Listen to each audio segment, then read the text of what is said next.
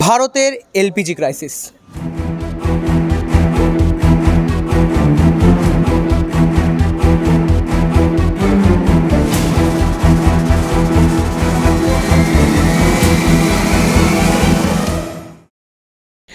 মধ্যপ্রাচ্যে যুদ্ধকালীন পরিস্থিতি, আর সেই যুদ্ধকালীন পরিস্থিতিরই সরাসরি প্রভাব পড়েছে আপনার এবং আমার বাড়িতে। বাড়ির রান্নাঘরে সিলিন্ডারের দাম বেড়ে প্রায় 60 টাকার বৃদ্ধি। এছাড়াও সমস্যায় পড়েছে কিন্তু কমার্শিয়াল গ্যাসগুলো বা বাণিজ্যিক গ্যাসগুলো। বিভিন্ন দোকানে, বিভিন্ন বাজারে সেই দাম আকাশ ছোঁয়া। খাবার পাটের দোকানগুলো বন্ধ হচ্ছে, আর রীতিমতো এক ক্রাইসিস সিচুয়েশন এই মুহূর্তে কলকাতা তথা পশ্চিমবঙ্গ তথা ভারতবর্ষে। দাঁড়িয়ে রয়েছি উত্তর কলকাতায়। আজকে খসড়া করে দেখব আপনার এবং আমার মতো কিছু ব্যক্তিদের বাড়ির অবস্থা কী এবং দোকানপাটের খাবারের অবস্থা কী। কমার্শিয়াল গ্যাস পাওয়া যাচ্ছে না, সেই জন্য ইন্ডাকশানে চালানো হচ্ছে। এখন গ্যাসটা কবে পাবো ঠিক মতন এখন বলতে পারছি না। আমি করেছিলাম 3 দিন আগে, এখন বলছে পাওয়া যাবে না, দেরি হবে। আমি আগে তুলেছিলাম 1550, এখন মোটামুটি দামটা পাওয়া যাচ্ছে না বলে দামটা ঠিক মতন বলছে না।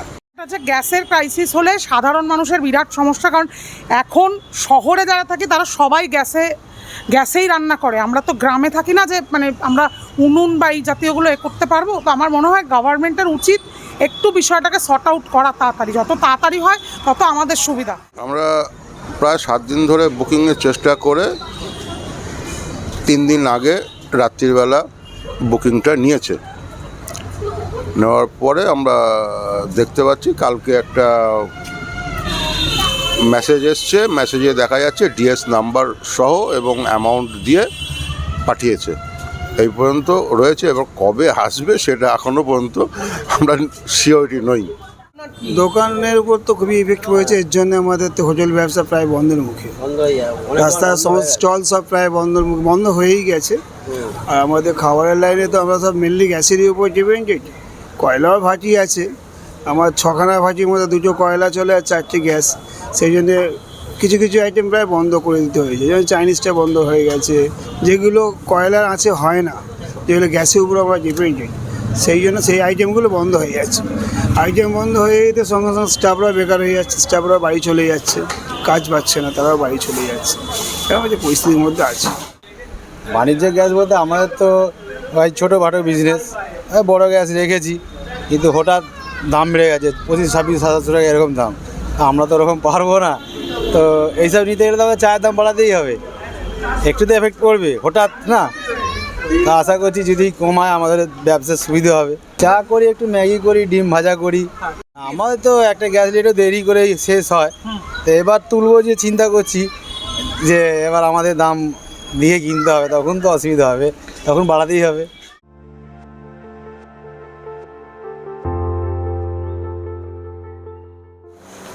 এখন দাঁড়িয়ে রয়েছি উত্তর কলকাতার শ্যামবাজারের Barua and De fast food centre. বিখ্যাত হচ্ছে ভাজাভুজি, mutton cutlet, chicken cutlet, fish fry ইত্যাদি প্রভৃতির ভাজাভুজির জিনিস কিন্তু এখানে পাওয়া যায়। তবে স্থানীয় এবং লোকালের ভিড় যতটা নর্মাল দিনে থাকে, এখন কিন্তু সেই ভিড় নেই।